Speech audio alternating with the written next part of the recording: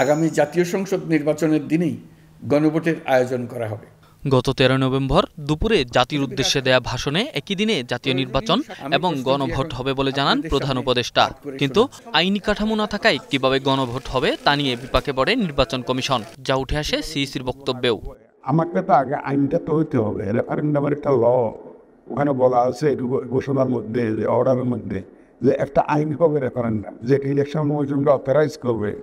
বৃহস্পতিবার বিকেলে উপদেষ্টা পরিষদের বৈঠকের সিদ্ধান্ত জানাতে ফরেন সার্ভিস একাডেমিতে সংবাদ সম্মেলনে আসেন আইন উপদেষ্টা।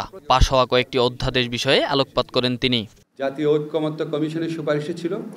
আইন উপদেষ্টা বলেন, আগামী ৩-৪ কার্যদিবসের মধ্যে গণভোট বিষয়ে আইন হবে।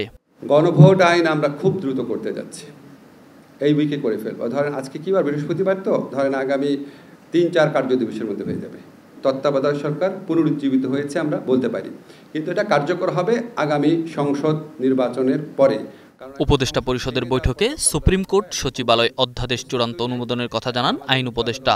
বলেন, নিম্ন আদালতের বিচারকদের শৃঙ্খলা পদায়ন সহ সবকিছু নিয়ন্ত্রণ করবে সুপ্রিম কোর্ট সচিবালয়। যে রায় ছিল সেটার পরিপূর্ণ বাস্তবায়ন, বিচার বিভাগের স্বাধীনতা পরিপূর্ণরূপে প্রতিষ্ঠার যে শেষ ধাপ, সেটা সম্পন্ন করলাম আইনগতভাবে।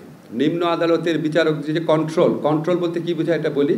নিম্ন আদালতের বিচারকদের পদায়ন, বদলি, পদোন্নতি, শৃঙ্খলাজনিত বিষয়াদি, ছুটি সংক্রান্ত বিষয়াদি, এমনকি নিম্ন আদালতের বিচারকদের নিয়োগ, কর্মের শর্তাবলী নির্ধারণ, সমস্ত কিছু সুপ্রিম কোর্টের সচিবালয় করবে। আইন মন্ত্রণালয় যেটা করতো, এটা সম্পূর্ণভাবে সুপ্রিম কোর্টের সচিবালয়ের হাতে চলে যাবে। এ সময় শেখ হাসিনা ও কামালকে ফেরাতে ভারতে আবারও চিঠি দেওয়ার পাশাপাশি আন্তর্জাতিক আদালতে যাওয়ার কথাও উল্লেখ করেন আইন উপদেষ্টা। অব্লিগেশন পালন করে, সেই জন্য সেটা স্মরণ করিয়ে দিয়ে ভারতকে আমরা চিঠি দিচ্ছি। Enamul Haque, star news, Dhaka.